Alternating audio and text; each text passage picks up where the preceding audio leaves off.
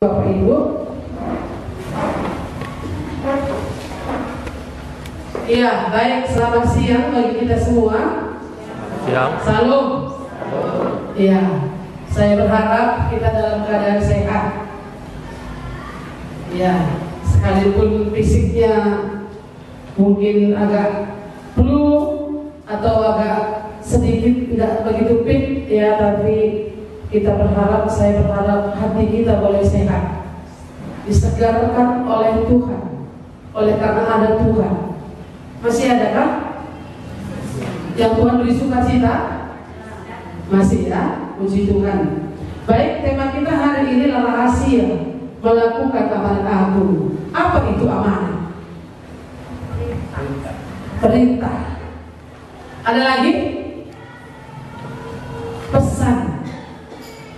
Ada lagi? Apa itu amanat? Ya. Apa maknanya? Wasiat, mandat, kepercayaan. Ya.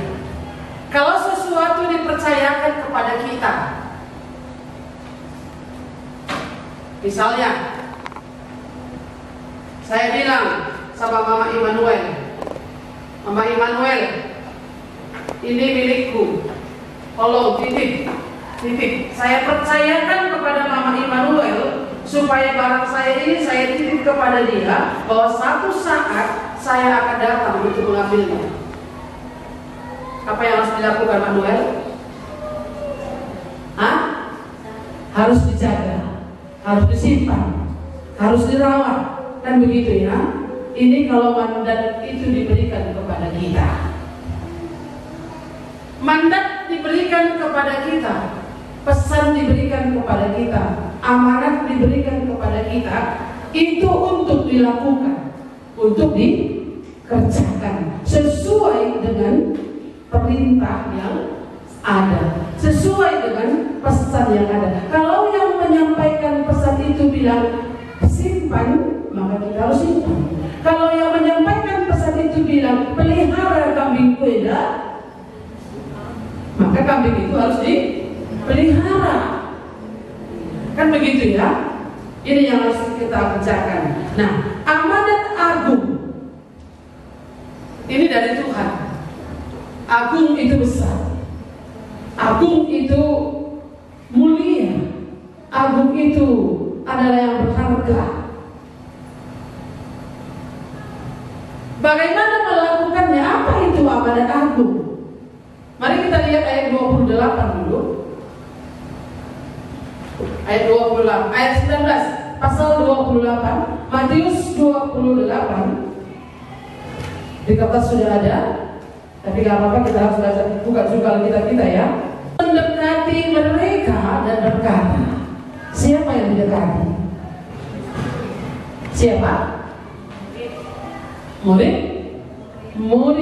Waktu itu ada 11 orang, yang satu sudah menjadi pengkhianat, Judas. Yesus mendekati mereka dan berkata, Yesus mendekati, berarti Yesus kalau menyampaikan pesan itu harus jelas. Supaya jelas, supaya ditangkap dengan jelas juga, jangan dari jauh, begitu ya. Jangan dari jauh, supaya nggak salah menangkapnya. Oh Bapak Noel, kali Bapak sejak kemiri, takpun dari ladang, bisa begini, tak kayak udah orang katakan, kan gitu ya. Yesus mendekati mereka dan berkata, kepadaku telah diberikan segala kuasa di surga dan di bumi. Yesus menjelaskan kepada murid-murid bahwa dia itu berkuasa. Dulu mengingatkan kembali bagaimana dia berkuasa di bumi. orang sakit, orang lumpuh bisa berjalan, orang mati dibangkitkan. Pikiran murid-murid itu mengingatkan apa yang dikerjakan Yesus selama dia ada di bumi ini. Aku berkuasa di surga dan di bumi. Dia punya kuasa mempertahankan dirinya di surga, kalaupun dia tidak datang ke dunia ini. Tapi untuk mengambil rupa seorang hamba, untuk menyelamatkan saudara dan saya, dia harus datang ke dalam dunia menjadi manusia. Dia punya kuasa. Yesus punya kuasa. Inilah yang dikatakan kepada murid-muridnya, supaya murid-murid itu punya keberanian, punya keteguhan dalam melakukan amanat aku, dalam melakukan pesan itu, pesan yang akan dia sampaikan kepada murid-murid ini. Jadi kalau murid-murid mendengar, Yesus yang berkata, kepadaku diberikan kuasa di bumi dan di surga. Berarti dia punya kuasa dua bagian. Dia punya kekuasaan itu dua wilayah di bumi ini. Kalau manusia kekuasaannya terbatas, hanya satu wilayah. Mungkin seorang bapak wilayahnya dalam keluarga, seorang guru wilayahnya di dalam kelasnya itu, seorang kepala sekolah wilayahnya di dalam sekolah itu, seorang camat wilayahnya dalam satu kecamatan, seorang bupati wilayahnya dalam satu kabupaten, seorang wali kota wilayahnya dalam satu kota Madinah. Tapi Yesus berkata, aku mempunyai kuasa, kepadaku telah diberikan segala kuasa di surga dan di bumi. Maka masalah tentang surga itu juga aku yang berkuasa, supaya kamu punya nilai di surga, supaya kamu juga punya nilai yang kekal. Kalaupun Tuhan memanggil kamu, bagian kamu bukan hanya di bumi, tapi ada di surga. Itu yang dirindukan oleh Tuhan. Maka dia menyampaikan mandat itu supaya murid-murid itu bukan hanya memikirkan tentang dunia ini saja. Tuhan Yesus memanggil kita, Tuhan Yesus memilih kita sebelum dunia dijadikan. Dia menyatakan dirinya kepada kita pada waktunya, ketika kita percaya dan menerima Tuhan Yesus sebagai Tuhan dan Juru Selamat. Tapi Tuhan tidak mau kita hanya sampai di situ saja. Tuhan mau supaya kita juga punya kuasa. Tuhan juga mau supaya kita ini melakukan mandat ini tadi, kepercayaan ini tadi. Jadi dia berkuasa untuk menyuruh, mempercayakan, memberi mandat, memenangkan orang-orang supaya mereka pindah ke surga. Itu yang diinginkan oleh Tuhan.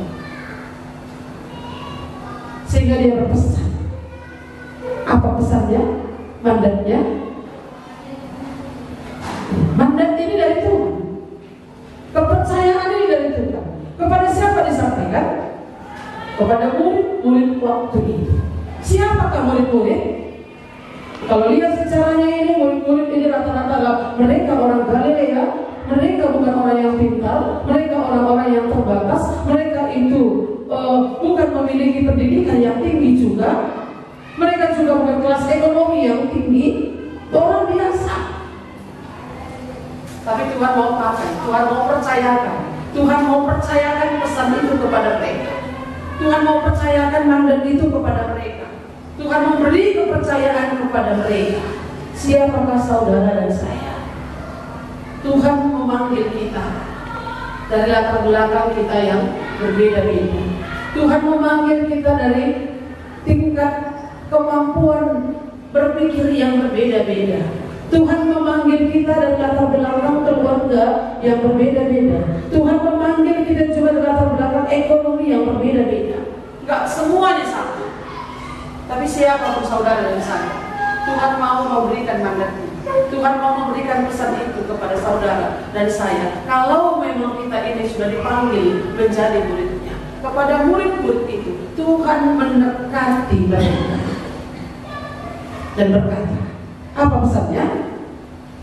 Ayat 19, mari kita lihat. Karena itu pergilah. Karena apa? Karena Dia yang memiliki kuasa, Dia yang berkuasa di bumi dan di surga. Jadi yang memberikan mandat itu penguasa di mana? Jadi kalau penguasa di bumi dan di surga, layakkah kita untuk tunduk kepada Dia?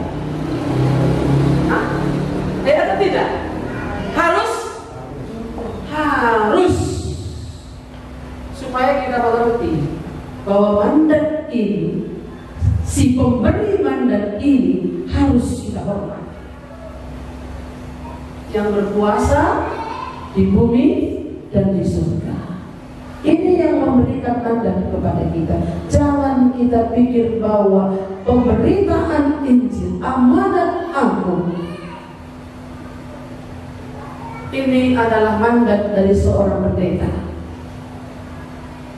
Ini adalah mandat dari seorang penatua majelis gereja.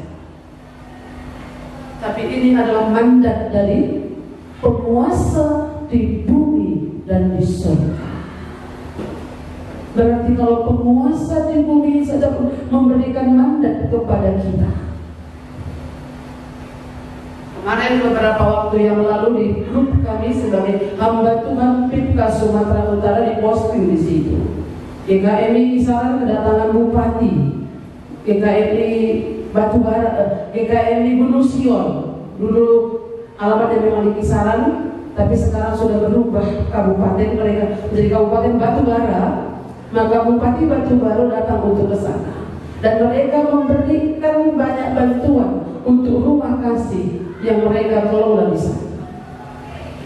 Mereka Bupati memberikan mandat kepada Yayasan Gunung Sion untuk bisa mengelola apa yang mereka berikan. Itu yang dikatakan. Tapi itu terbatas. Ketika dia diberi mandat itu, betapa senangnya mereka.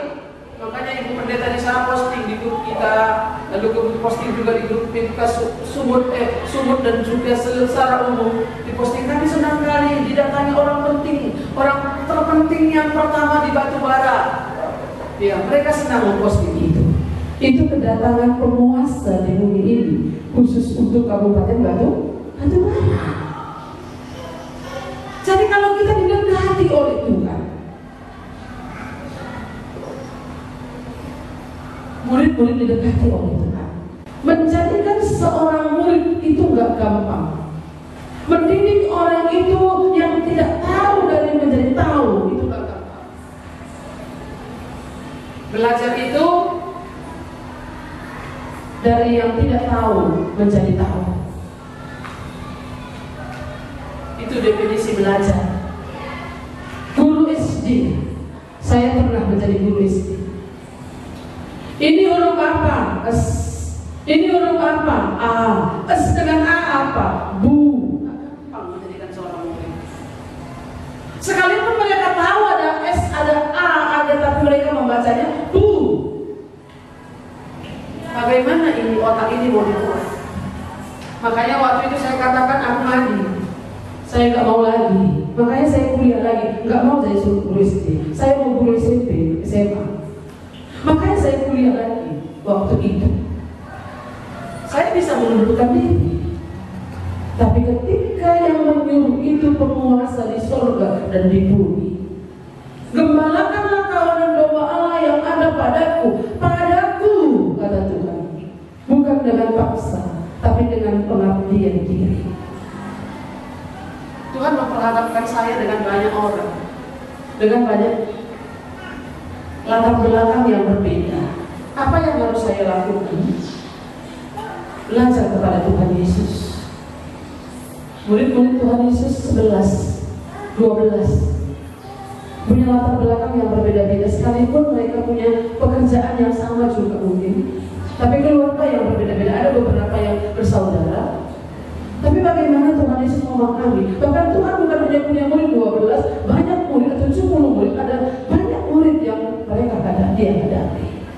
Tapi dia punya waktu bagaimana untuk membawa murid-murid itu kepada Tuhan. Dan ada waktunya dia juga sudah bicara dengan keras. Bapak Ibu saudara-saudara yang dikasihi oleh Tuhan, sebelum dia naik ke surga, pekerjaan itu harus diteruskan di bumi ini. Berita tentang keselamatan, berita tentang pengampunan dosa, hidup kekal di dalam Yesus itu harus disampaikan kepada semua bangsa. Semua suku bangsa di bumi ini harus mendengar Injil, harus mendengar kabar baik. Kabar baik itu apa? Pengampunan dosa, kehidupan yang kekal, supaya orang tidak masuk ke dalam neraka. Ininya inti daripada kepercayaan yang Tuhan mau percayakan kepada murid-muridnya pada masa itu. Dan hari ini Tuhan berbicara kepada kita. Itu yang mau Tuhan sampaikan kepada kita, kepada murid. Kalau saudara dan saya adalah murid, kalau belum jadi murid bagaimana? Perlu dimuridkan dulu, perlu belajar, perlu mendaftar. Bukan mendaftar jadi warga GKMI, tapi mendaftar menjadi warga kerajaan surga. Bagaimana caranya? Bertobat, terima Yesus dalam hidup saudara secara pribadi, menjadi anak-anak Allah, kemudian dimuridkan. Dan setelah menjadi murid itu, inilah pesan yang Tuhan percayakan bagi kita, amanat yang Tuhan percayakan bagi kita, mandat yang Tuhan percayakan bagi saudara dan saya, dan juga bagi murid-murid pada zaman ini. Apa isinya? Jadikanlah semua bangsa muridku. Murid Tuhan, muridku. Jadikanlah semua bangsa muridku, kata Tuhan. Kita menjadikan seseorang itu menjadi murid Tuhan, bukan menjadi murid saya. Menjadi murid Tuhan artinya yang menghormati Tuhan, yang tunduk kepada Tuhan, yang taat kepada Tuhan, yang mengikut Tuhan dalam hidupnya. Tapi tetap orang yang menjadikan murid harus menjadi murid terlebih dahulu, memenuhi panggilan Tuhan, mau patuh kepada Tuhan. Dan baptislah mereka dalam nama Bapa. Setelah orang itu diselamatkan, orang itu perlu digembalakan, orang itu perlu menerima banyak pengajaran bagaimana hidup menjadi orang percaya, bagaimana hidup mengikut Tuhan, bagaimana hidup menang dari dosa. Ini kan pelajarannya.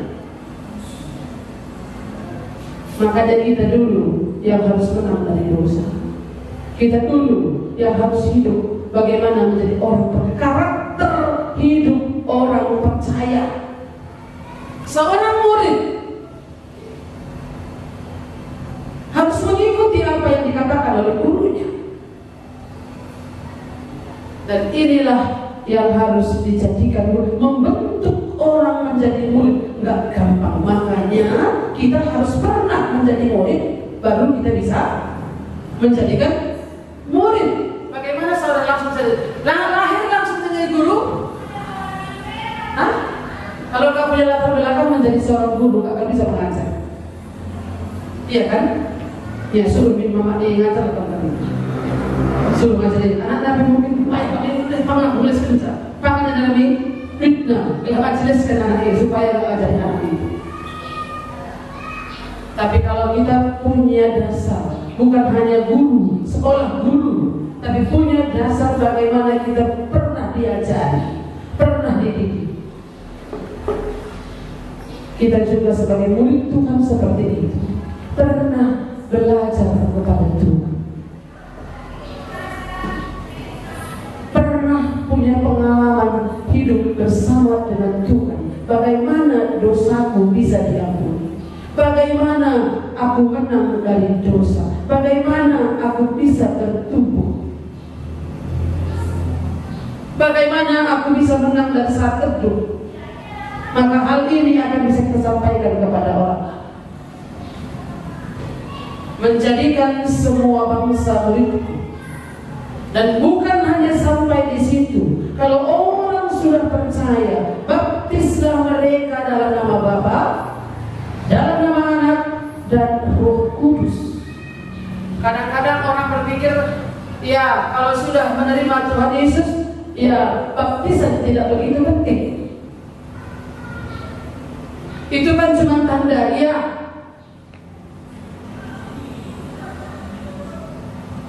Tapi itu adalah penting.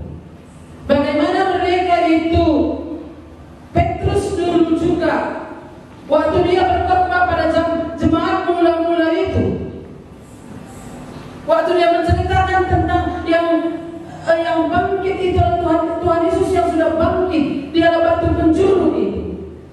Tua-tua, orang-orang Yahudi, imam-imam pada itu bertanya kepadanya, apakah yang harus kami lakukan?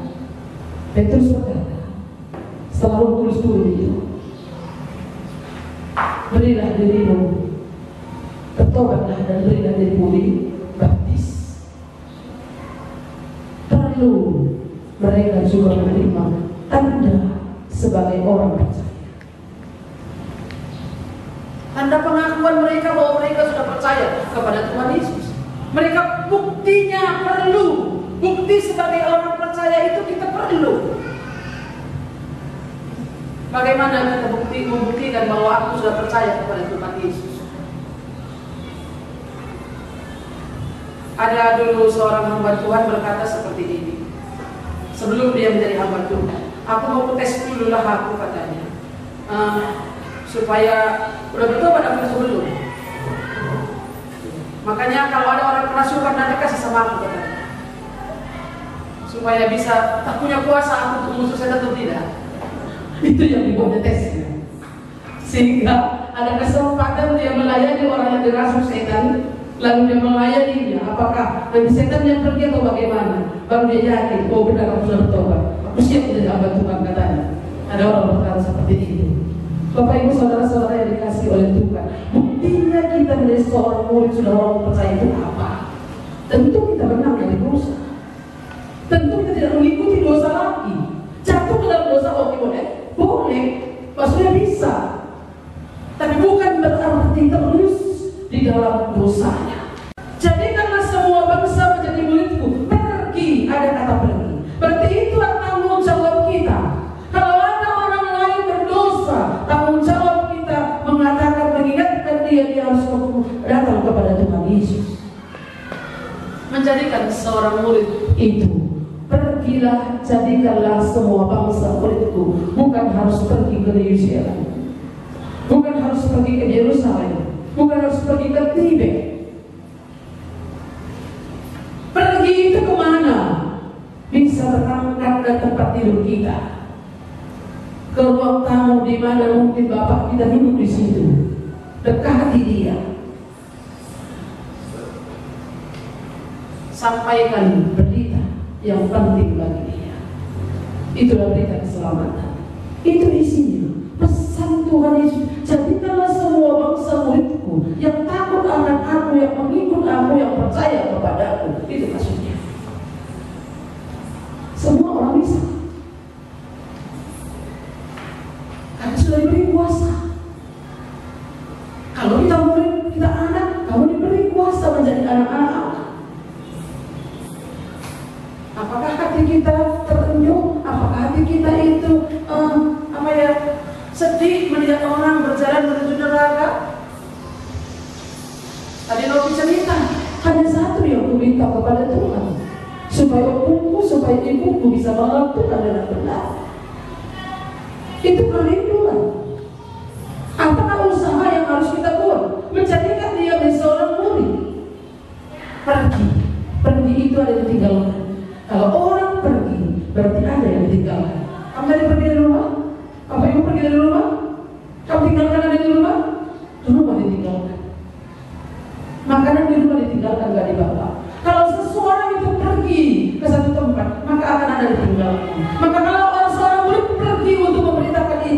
berarti dia harus meninggalkan dosanya, meninggalkan kenyamanannya, meninggalkan yang mengikat dia selama ini. Nggak mungkin kalau ikatan itu tidak pergi.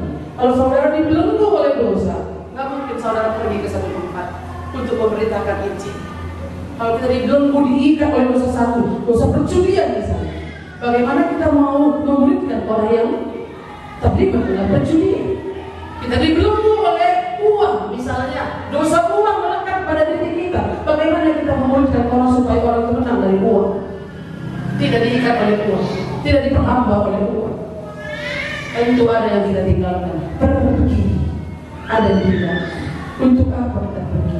Menjadikan orang itu murid Tuhan. Mungkin secara gereja membaptis mereka, mungkin mandatnya tidak dipercayakan. Tapi bukankah tugas pemberitaan Injil ini bukan tugas satu orang? Amanat agung itu bukan dikerjakan oleh satu orang. Ada yang mau menabur, ada yang menuai, ada yang menanam. Bapak Ibu saudara-saudara yang dikasihi oleh Tuhan, amanat agung harus disampaikan. Karena ini adalah pesan dari yang berkuasa di bumi dan di surga. Lalu yang kedua di sana adalah kepada siapakah itu disampaikan? Kepada orang-orang yang berada dalam belenggu dosa. Takutkah kita? Beranikah kita? Kenapa kita sulit untuk memberitakan ini? Amanat aku penting loh, membawa penting, kabar penting kita bawa. Kabar penting. Ini menyangkut nyawa orang. Hari ini yang menjadi kawan tidur itu, dia akan berjalan menuju neraka. Kamu tahu pasti. Apakah kamu saudara, bapak ibu saudara imani? Orang di luar Kristus pasti akan binasa. Iya, di luar Kristus pasti binasa. Kami imani itu? Atau hanya tahu saja? Diimani? Yakin? Kalau ada orang di samping kita tahu benar dia masih menuju kepada neraka. Apakah yang harus kita lakukan? Amanat agung katakan pergilah. Berarti kita harus sampai kepada orang itu, tinggal dengan dia. Pergilah berarti meninggalkan kenyamanan kita. Sekalipun selama ini mungkin kita malas bangun, maka kita akan bangun lebih cepat, lebih awal untuk mendoakan orang-orang itu tertentu yang kita kasihi. Saya dulu 3 tahun berdoa untuk ibu saya. Tiap hari berdoa.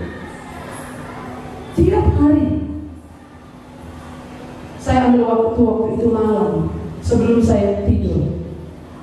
Bukan sebelum mengantuk ya. Sebelum mengantuk, bukan ketika mengantuk. Ya mau tidur bukan itu saya berdoa. Tapi saya ambil waktu untuk berdoa. Mendoakan dia selama 3 tahun setiap hari. Lalu kemudian saya mengajak dia dengan perkataan Tuhan. Bahkan saya memberikan kesaksian hidup saya dalam dia. Meninggalkan kenyamanan itu.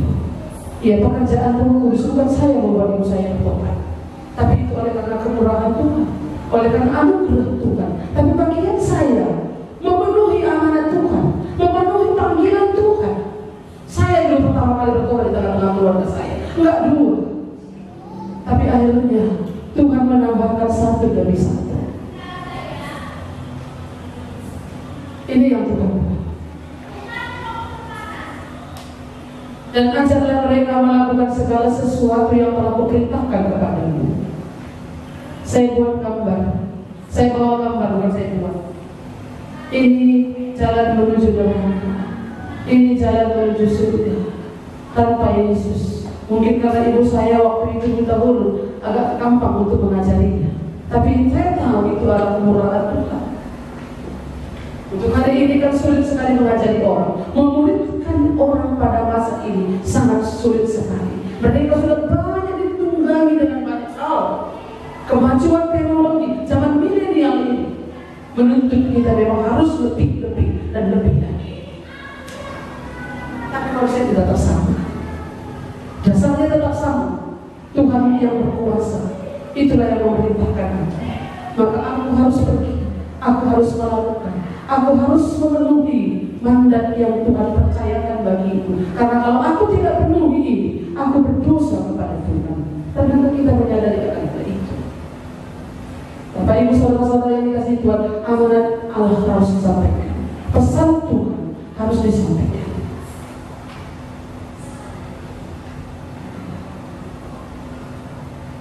Baru-baru ini ada berita yang didengar di daerah Langkat di luar sana. Ada menyuruh orang untuk pergi salah sembarangan. Bisa ke tetangga, bisa. Bisa ke lingkungan di mana kita tinggal, bisa. Bisa ke kota samping kampung kita itu, bisa. Mungkin ke kota yang lebih jauh lagi, bisa. Mungkin ke negara yang lain, bangsa yang lain, suku yang lain, bisa saja. Kabar baik ini akan disampaikan kepada suku kita tertentu, budaya yang sama, tapi ada juga budaya yang berbeda.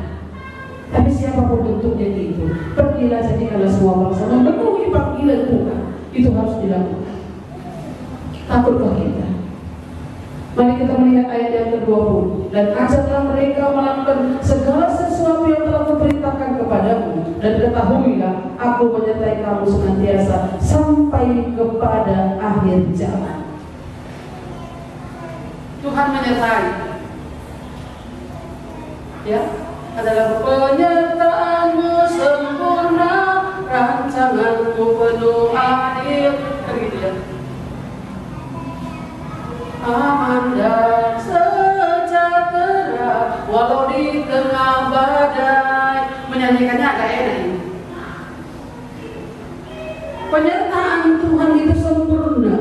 Penyertaan Tuhan itu kadang-kadang tidak seperti yang kita pikirkan. Aku menyertai engkau, bukan akan. Aku menyertai kamu senantiasa sampai kepada akhir zaman. Mungkin kita katakan, aku gak dipanggil Tuhan kok kepada satu suku, gak apa-apa. Tuh aku gak dipanggil Tuhan kepada satu bangsa, satu negara, gak masalah. Tuhan gak memanggil aku menjadi hamba Tuhan, gak masalah. Tapi semua murid Tuhan diberikan mandat kepada Bapak Ibu Saudara-saudara dan saya, diberi mandat, diberi kepercayaan untuk memuridkan orang. Siapakah orang itu? Berdoalah kepada Tuhan. Bukalah mata. Ada banyak jiwa-jiwa di sekeliling kita. Bukan disuruh memuridkan pohon kelapa sawit ya. Bukan disuruh memuridkan apa? Si bleki dan gitu ya. Tapi memuridkan setiap orang. Ada orang yang kita sampaikan mandat Tuhan ini kepada mereka. Dan bukan tinggalkan saja. Mungkin ada orang punya panggilan, mungkin buat KKR di sana, beritakan Injil. Ya sudah, nanti tunggu waktunya Tuhan akan memberikan pertumbuhan. Oke, kalau orang punya panggilan seperti itu nggak masalah. Tapi bukankah ada yang memuridkan? Bukankah ada orang harus menggembalakan? Bukankah ada orang yang memberikan, mengajarkan segala sesuatu yang telah kuperintahkan kepada orang yang sudah menjadi murid tadi? Perlu digembalakan, perlu diajari bagaimana hidup sebagai orang percaya. Mengapa kita nggak bisa bertumbuh? Karena kita tidak dimuridkan. Karena kita tidak mau menjadi murid. Mungkin bukan karena nggak dimuridkan, tapi kita nggak mau menjadi murid. Kita mau belajar. Tuhan katakan, berubahlah oleh pembaharuan budimu. Janganlah serupa dengan dunia ini, tapi berubahlah oleh pembaharuan budimu, supaya kamu dapat membedakan manakah yang berkenan kepada Allah. Bukankah itu teman-teman? Tapi kita nggak berubah-ubah. Kenapa? Karena nggak mau tunduk kepada firman Tuhan. Karena nggak mau tunduk kepada penguasa di bumi dan di surga yang memberikan firman-Nya kepada kita. Setiap kita perlu diajar. Ajarkanlah kepada mereka melakukan segala sesuatu yang telah kuperintahkan kepadamu. Itu tugas kita, tugas saudara dan saya. Jadi jangan biarkan orang binasa, jangan biarkan orang kena neraka, jangan biarkan orang hidup di dalam dosanya. Karena pesan itu disampaikan kepada saudara dan saya. Kalau saudara dan saya sudah menjadi seorang murid Tuhan, mandat ini diberikan kepada kita. Dan gak usah takut dalam menyampaikan itu. Tapi kita memang harus berhikmat. Apa yang harus kulakukan ya Tuhan?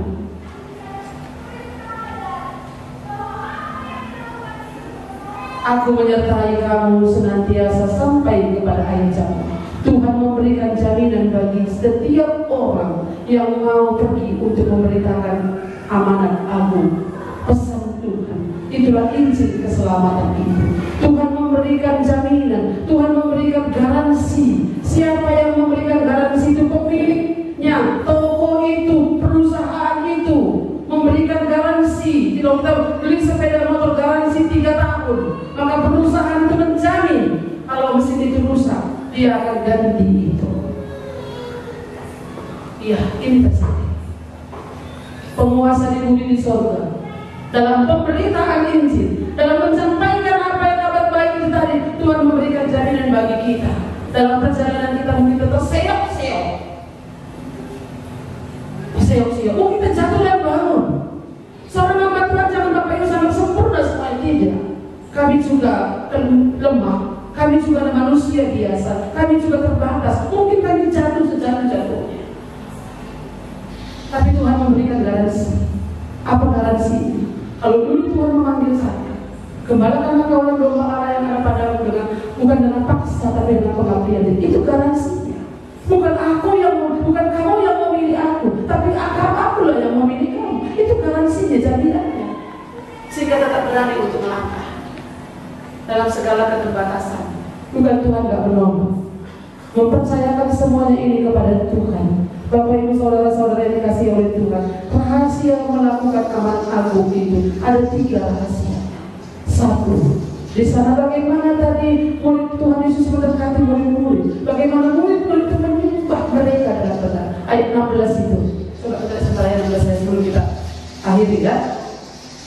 Dan ke-11 murid itu berangkat ke Galilea, ke bukit yang telah ditunjukkan Yesus kepada mereka.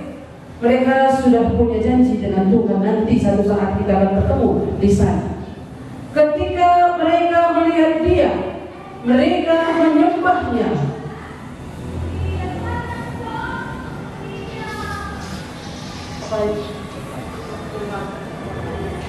Saya nggak bisa lihat.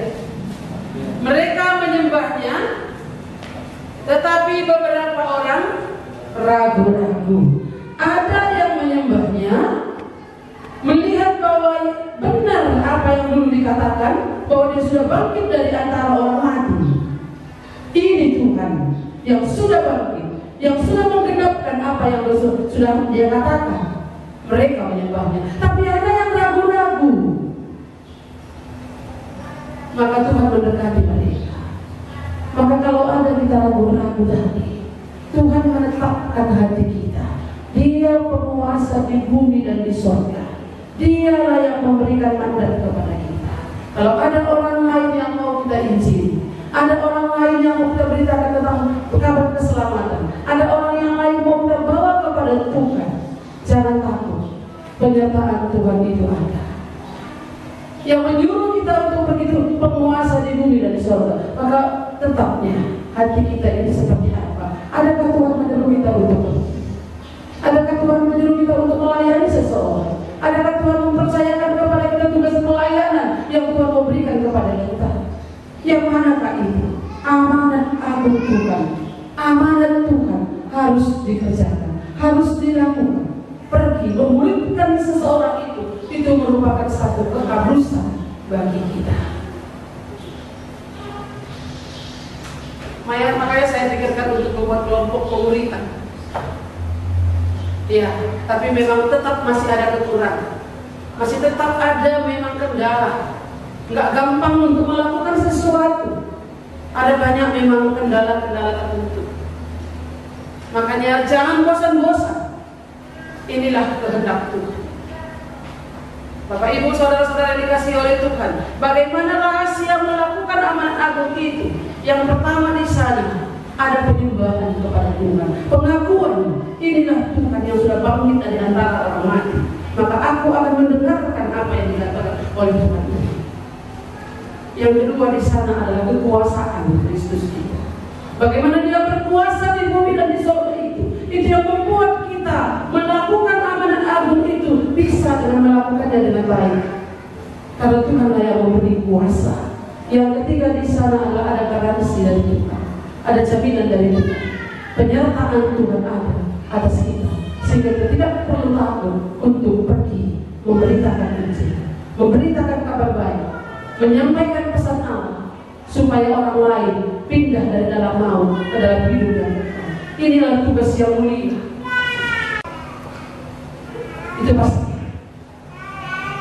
Dan ini besar upahnya. Bukan dengan materi, tapi besar penguasa di surga yang akan memberikan upah itu bagi saudara dan saya. Sekarang mari kita pikirkan, renungkan itu. Untuk apakah aku setelah dipanggil oleh Tuhan, apakah aku mau memenuhi mandat yang Tuhan percayakan bagiku? Adakah yang Tuhan katakan kepada saudara untuk disampaikan kepada orang lain? Kalau saudara murid, pasti Tuhan akan ada Tuhan katakan. Kalau memang belum ada Tuhan berbicara apapun, mari kita hargai diri kita. Mari kita koreksi diri kita. Sudahkah saudara menjadi murid atau tidak? Karena sejak kita menjadi murid, kita tidak akan bisa tenang kalau kita tidak memberitakan Injil. Itu pengalaman saya secara pribadi. Sejak saya bertobat, Tuhan menaruh itu bagi saya untuk melayani orang lain, memberitakan Injil, memberitakan gereja, tapi memberitakan kabar baik, memberitakan kabar keselamatan. Aku sudah bertobat, aku sudah diampuni dosaku. Bagaimana orang lain juga bisa diampuni dosanya? Bisa saja orang beribadah dengan keyakinan mereka masing-masing. Saya berpikir orang sudah punya ibadah kok, mereka sudah punya gereja, mereka sudah punya rumah ibadah, mereka sudah punya agama. Bagaimana memberitakan ini bagi mereka? Yang diberitakan itulah kabar baik. Apa kabar baik? Berita Naomi, berita keselamatan, pengampunan dosa. Sudahkah dia sadar? Sudahkah dia yakin dosanya diampuni? Sudahkah dia yakin pasti masuk surga? Iman yang dianugerahkan ini bukan dibuat-buat, tapi karena memang benar-benar ada. Oleh karena itulah maka saya mengerjakan pekerjaan yang Tuhan berikan kepada saya, yang Tuhan percayakan. Layanilah mereka. Saya melayani mereka. Pergilah, saya pergi. Gembalakanlah, saya menggembalakan. Mungkin kadang-kadang dalam penggembalaan ini tuh masih banyak kurangnya. Tapi inilah yang Tuhan berikan, mandat itu yang Tuhan berikan. Dan mandat itu harus dikerjakan dengan baik, sebaik-baiknya. Oleh karena dia penguasa di surga dan di bumi, itulah yang memberikan mandat itu bagi kita, bagi saudara dan bagi saya. Apakah saudara memahami akan hal ini? Kalau saudara menangkap ini, saudara tidak akan lihat. Tapi kadang-kadang banyak orang tak menangkapnya. Udah kok cukup kok aku jadi orang Kristen biasa, cukup kok aku datang ke gereja, pergi, duduk dan pulang, cukup. Tapi misi ini, amanat agung ini bukan hanya yang pergi, sama-sama pergi. Yang pergi pun sama-sama dengan pergi. Ketika kami belajar tentang member care itu, kalau orang yang pergi, kita yang tinggal, tapi sama-sama pergi. Bagaimana arti? Saya yang pergi misalnya, saya serahkan kepada Bapak Ibu. Oh, hari ini saya melayani di Kutawulu, saya pergi. Saudara juga ikut pergi ke sana. Bukan untuk saudara yang pergi, tapi saudara mengingat saya dalam pelayanan. Saya berdiri di mimbar ini, saudara berdoa untuk saya. Saya menjadi gembala semangat, saudara membawa saya di dalam doa. Itu artinya amanat agung itu dikerjakan secara bersama-sama. Misi itu dikerjakan secara bersama-sama. Bukan berarti tong-tong semua pergi ke sana, enggak. Bukan seperti itu. Semua orang akan ke Tibet, semua orang akan ke Yerusalem, semua orang akan ke Sina. Enggak seperti itu. Tapi ada yang tinggal, tapi sama-sama pergi. Artinya hati ini ikut pergi bersama dengan mereka. Uang ini juga ikut pergi dengan mereka. Doa ini juga ikut pergi dengan mereka. Inilah artinya amanat agung itu dikerjakan secara bersama-sama, Bapak Ibu.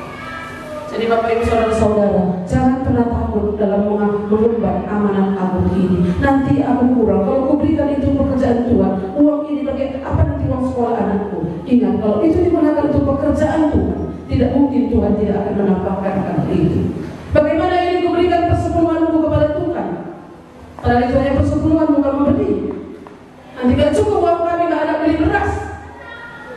Tidak mungkin Tuhan membuat saudara kelaparan kalau memang saudara sudah menjadi milik Tuhan. Melakukan amanat agung ini tidak selamanya untuk memberitakan Injil, tapi juga bisa kita melakukan Injil sosial, supaya lewat itu orang lain bisa melihat Tuhan. Bapak Ibu saudara-saudara yang dikasihi Tuhan, apakah kita mau melakukan ini? Pergilah, jadikanlah semua bangsa menjadi murid-Mu.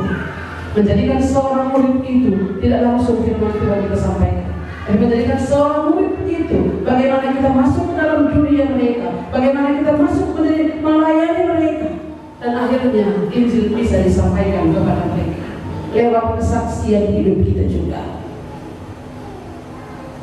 Ini firman Tuhan hari ini, mari kita berdoa. Rumah kami di tempat ini, kami ada duduk di sini Tuhan. Kami bersyukur kalau kami tidak mengantuk. Mungkin Tuhan apa yang disampaikan oleh Hamba-Mu sulit dipahami, sulit ditangkap, tidak dimengerti. Tetapi Tuhan, kiranya Roh-Mu yang kuduslah yang akan meneruskan perkataan-Mu ini, supaya setiap anak-anak Tuhan memahami apa artinya amanat agung ini. Amanat agung itu adalah pesan yang mulia. Amanat agung itu adalah mandat yang dipercayakan oleh Tuhan kepada kami sebagai orang percaya. Kalau ada orang percaya di tempat ini Tuhan, berbicaralah kepada mereka, supaya mereka mengerti bahwa tugas kabar Injil, kabar baik itu harus disampaikan oleh setiap kami, baik dalam doa, baik dalam dana, baik dalam waktu, potensi kami, supaya nama Tuhan dimuliakan, supaya nama Tuhan diagungkan, supaya nama Tuhan ditinggikan, supaya nama Tuhan dikenal oleh bangsa-bangsa, supaya nama Tuhan dikenal oleh suku bangsa di mana kami tinggal, budaya di mana kami tinggal.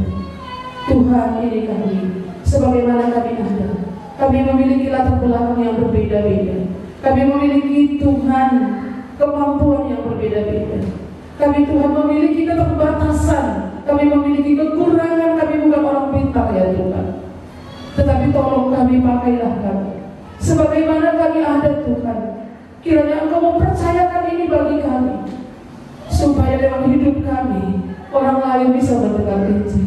Lewat hidup kami Tuhan, orang lain bisa mendengar kabar baik itu. Beranikan kami, supaya kami meyakini bahwa mandat ini Tuhan yang percayakan, Tuhan yang berkuasa di bumi dan di surga. Betapa kami jahatnya Tuhan. Sungguh bersyukur untuk firman yang boleh kami dengar hari ini. Biarlah terus Roh-Mu yang kudus bekerja dalam hidup kami. Sebentar kami akan pulang, Tuhan kiranya menyertai kami. Kiranya damai sejahtera daripada Allah Bapa yang sudah memberikan kepada kami kehidupan yang kekal, kasih karunia yang sudah menganugerahkan keselamatan bagi kami di dalam Kristus Yesus yang sudah bangkit dan sudah naik ke surga, menyediakan tempat bagi kami, menantikan kedatangan kami menjadi seorang pengantin wanita bagi Tuhan. Dan biarlah Roh Kudus yang akan menyertai kami mulai dari hari ini sampai Maranatha tiba. Itulah yang memberkati kami. Amin.